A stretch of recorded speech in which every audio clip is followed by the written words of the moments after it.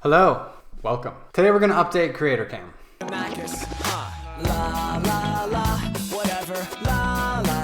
Now all my favorite YouTubers like Jabrils, Brackeys, BlackThornProd, Dani, they're always doing these game jams and it looks like so much fun. But I prefer little to no human interaction, so in the last video I did one by myself. Hey, put me down. We made a prototype and put it on the App Store. Put me down, I said. Now I thought the prototype turned out pretty good. Unhand me, human. But I suffer from a very severe case of Project ADD, so I threw it in the trash almost immediately. Not to mention, I got other projects calling my name. I love you. Come back to me.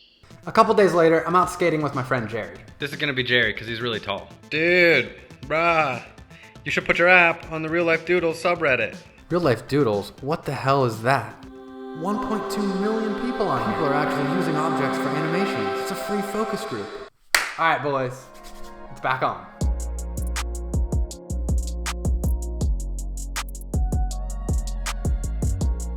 Now, I subscribe to the belief that you should get your MVP out there as quick as possible, because any work you do before user testing is just guesswork and potentially a huge waste of time. Now I know what you're thinking, but Matt, you're giving us all this advice about making apps, and you've never actually made a successful app in your life. Well, that's not entirely... Either way, I don't know any of the intricacies involved with the real life doodling community. Like maybe there's some artistic quality that the app can't capture, or maybe the hardcore people might say it's cheating. But this is what we need to find out, so let's make a post.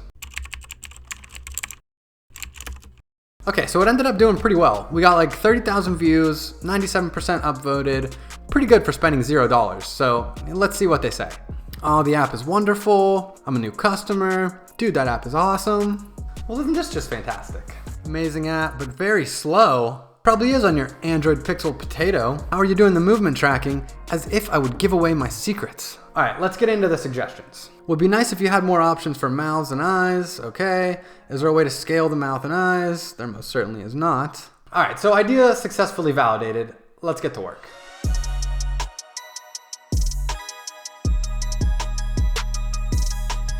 So first of all, we need to update the UI. If you let a small child design an app in MS Paint, it would probably look better than what I have. So I tried to darken the colors a little bit on the menu screens, but I left the buttons on the main screen white because I found if you use darker buttons over top of the camera feed, you can't really see them. So I tied up some other loose ends and put some tutorial screens where I thought they might be needed.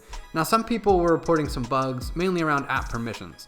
I guess there's still a few people out there wearing tinfoil hats that actually decline permissions. So I spent some time handling the edge cases and I tried to populate error modals in places where you need that permission to continue.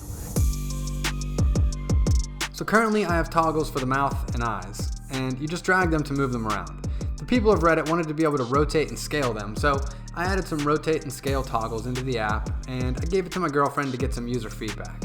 Alright, so try this out. I don't want to tell you how it works, just see if you can figure it out. Matt, it doesn't even work. It's broken. What do you mean it's broken? To clarify, the app works exactly as intended. It's just not intuitive. As much as I want my girlfriend to be wrong, she's exactly right. Now, it took me a minute to unpack what she meant by broken, but once I removed my ego from the equation, I realized that 99% of all app usage comes from the big ones like Instagram, Facebook, etc. Now, all these apps have rotate and scale functionality, so if the app doesn't work like theirs, it's going to seem broken. So Instagram in particular lets you move, rotate, and scale all at the same time, regardless of how many fingers you have on the screen. It took me a little bit to figure out that logic, but I'm pretty happy with the results. Alright, how's it now? I mean, it's better, but it's still broken. It's perfect. Surprisingly on Reddit, nobody said how shitty the lip syncing was, but I figure if we're gonna update the app, such a core feature deserves a second look. I came upon this plugin by Oculus that does real-time lip syncing. Sick. And it has plugins for Android and iOS. Sick. And it's free. So this is actually really cool. In linguistics, you have phonemes, which are all the different sounds your mouth makes when you talk. Visemes are the visual representation of those sounds. So this Oculus plugin takes microphone input and maps the sounds to all these visual shapes that your mouth can make. So I spent a few days testing and integrating this with NapMic, and here's what I got. Hey, pick me. I'm the most popular. Yeah, but all the cool kids play me. Oh, you never pick me. Now I really wanted this to work, but my main issue was the microphone gain being way different on all types of Android and iOS devices. So this is still an issue with this plugin. It works much worse on iOS than it does on Android. And not to mention, performance is not great. There's a lot more latency than with my shitty implementation. So I ended up scrapping it and I put back what I had.